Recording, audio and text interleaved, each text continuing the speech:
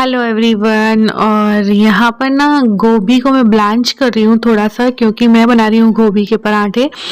तो गोभी को ना थोड़ा सा गर्म पानी में नमक डालकर बस उसी टाइम थोड़ी ही देर में निकाल लेना होता है, विदिन 5 मिनट्स ही निकाल लेना होता है। इससे क्या होता है, इसकी जितनी भी गंदगी होती है, कीड़े वगैरह होते हैं ना, वो क्लीन हो जाते हैं।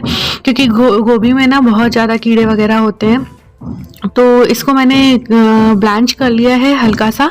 और अब ना इसको मैं चॉपर में चॉप करूँगी, क्योंकि ना मुझे बनाने इसके पराठे, तो मुझे बिल्कुल छोटे छोटे पीसेस में, मतलब बिल्कुल चॉप चाहिए ये।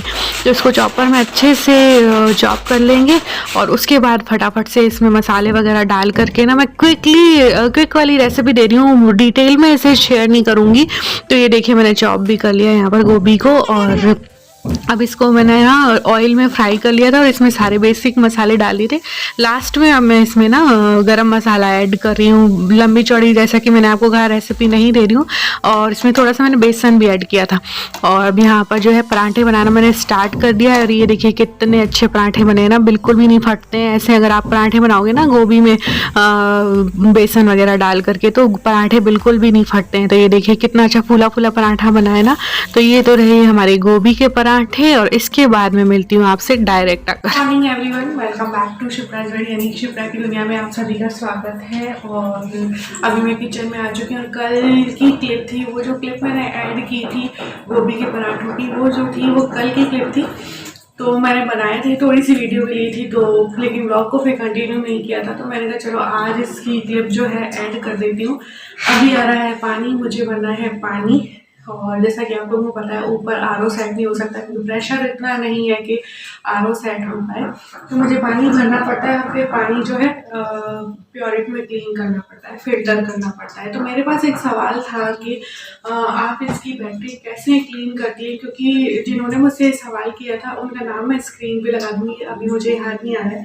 तो उनके पास भी सेम ऐसा ही प्योरिट है। और उन्होंने पूछा था कि इसको आप कैसे क्लीन करते हो। तो नॉर्मली जैसे हम क्लीन करते हैं वैसे ही करती हूँ। फिर भी मैं आपको बता देती हूँ कि इसमें जो बैटरी होती है उसे वीकली मैं क्लीन करती हूँ। इसमें जो है इस तरीके की बैटरी आती है। और इसमें जब पानी क्लीन होता है ना, तो जो मिट्टी है वो इस पे रह जाती है। अभी भी आपको थोड़ी थोड़ी मिट्टी इसमें दिखाई दे रही होगी। तो इसे बस आपको क्लीन करना पड़ता है, क्योंकि अंदर की जो बैटरी हो तो हम रोज खोल नहीं सकते, वीकली खोल नहीं सकते। तो आप इस बैटरी को डेली बेसिस पे नहीं, वीकली आप क्लीन कर सकती हैं। और बस सिंपल तरीके से जैसे हम इसे क्लीन करते हैं, पहले वाटर से क्लीन कर ले, साफ पानी से, साबुन लगा के करना चाहें तो भी आप कर सकती हैं। और वापस से इसे फिक्स कर दें। और ये जो जहाँ पे हम पानी डालते हैं उसे जैसे हम बर्तन साफ करते हैं वैसे ही साबुन से आप साफ कर सकती हैं। हाँ, भरने जब ये खाली हो जाए ऊपर का एरिया, तब आपको इसे क्लीन करना है, ठीक है। बस इसी तरीके से क्लीन करती हूँ, सिंपल प्रोसेस है।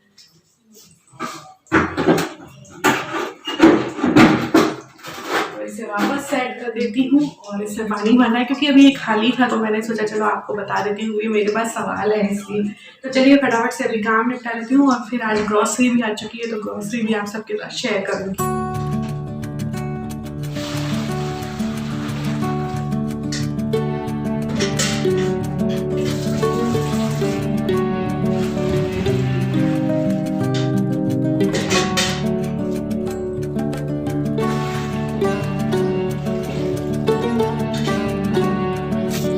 तो यहाँ पर किचन का काम निपटाने के बाद मैं छत पर आ गई थी, क्योंकि नीचे बहुत ज़्यादा ठंड हो रही थी। तो मैं यहाँ पर पालक बीनने के लिए आ गई थी, क्योंकि पालक बीनना ना वैसे तो मुझे बहुत ज़्यादा आलस का काम लगता है, लेकिन पहले से बीन कर रख लो ना तो बाद में फिर आसानी हो जाती है। तो मैंने सोचा चलो छत पे खाली क्यों बैठूँ।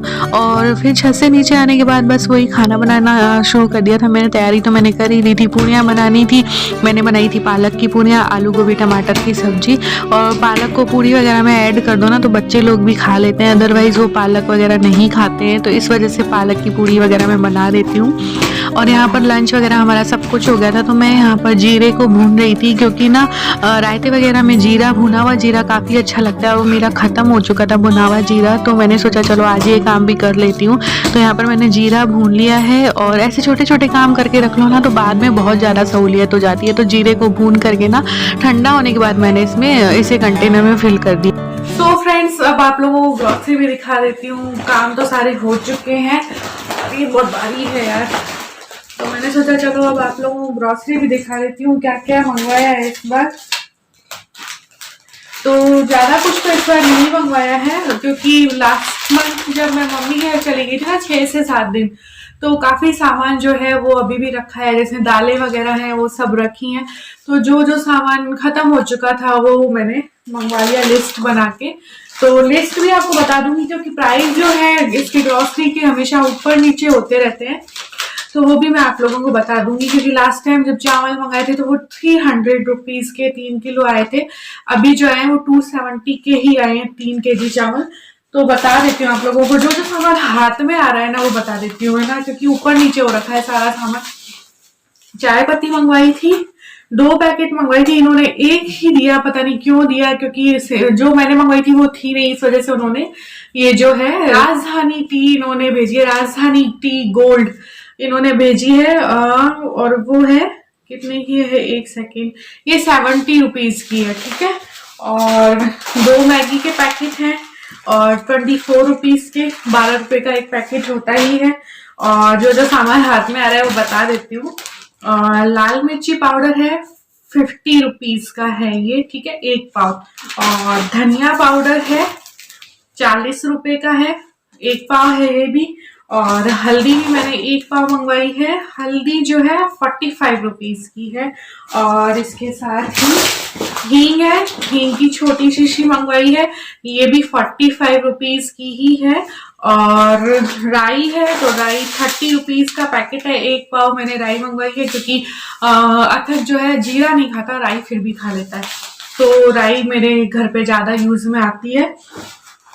ये त्रिशूल साबुन है, 4-5 मंगवाई है शायद मैंने, हाँ 5 है ये त्रिशूल साबुन। ये 10 रुपीज की नहीं, 6 रुपीज की है, 6 रुपए की एक है। कपड़े धोने की जो साबुन होती है ना वो है ये।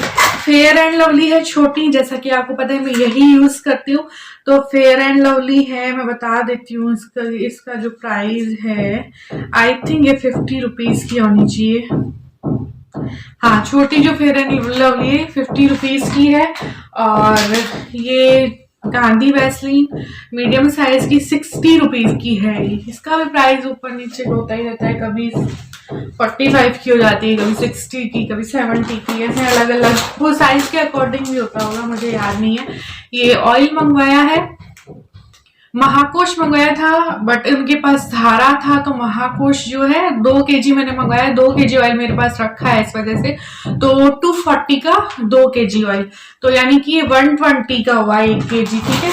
और ये 2 पैकेट मैंने मंगवा लिए।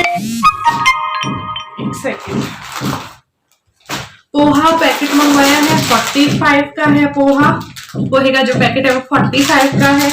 और इसी तरीके से मैदा मंगवाया, क्योंकि मुझे इनकी नमकीन बनानी है, कुछ मैदा तो मेरे पास रखा था, फिर भी मैंने कहा नमकीन बना लेती हूँ, भूख लगती रहती है, चाय के साथ ना कुछ चाहिए होता है, तो ये मैं बना लूंगी मैदे से नमकीन। तो मैंने 2 पैकेट मंगवा लिया है, ये 50 के 2 पैकेट आए ना, यानी कि 25 का एक है। ये रिन सर्फ यूज करती हूँ मैं, 65 रुपीज का है 1 पैकेट। और चना दाल और अरहर मैंने 1 kg मंगवा ली थी, और जो चना दाल है वो आधा kg मंगाई थी। अरहर है 120 की और चना है 35 रुपीज की है, ठीक है। और ये मैंने मूंग दाल मंगवाई थी, मूंग धोआ दाल, तो ये है 105 रुपए की 1 kg। और अब क्या रह जाता है, चीनी 2 kg मंगवाई थी, 76 रुपीज की चीनी है, क्योंकि चीनी रखी थी मेरे पास ऑलरेडी। और घी मंगवाया, तो ये 430 यानी कि 430 रुपए का मिल्क फूड है, तो ये 1 पैकेट मैंने मंगवाया है। कुछ मेरे पास रखा है और कुछ मुझे निकालना भी है, क्योंकि मलाई इकट्ठी हो रखी है। और चावल बता देती हूँ, 3 kg ये वाले चावल बहुत अच्छे होते हैं, ये चावल जरूर यूज करना। सैला चावल पता नहीं क्या बोलते हैं, बड़े बड़े चावल बनते हैं, 270 के 3 kg हैं ये। और मूंगफली गोटा कुछ मेरे पास थी और कुछ मुझे नहीं पता था 100 ग्राम इतनी कम आती है, तो मैंने 100 ग्राम लिख दिया।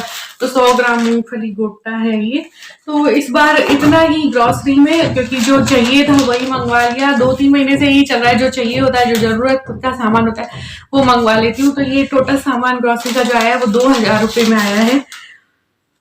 2000 रुपये का नीचे टोटल भी कर रखा है उन्होंने, तो 2000 रुपये में इतना सब कुछ आ चुका है। तो ये था फ्रेंड्स आज का मेरा व्लॉग। आप लोगों को कैसा लगा मुझे जरूर बताइएगा। ग्रॉसरी आप लोग बोलते हैं कि जब भी आए आप दिखा दिया करो, प्राइस लिस्ट भी बताया करो।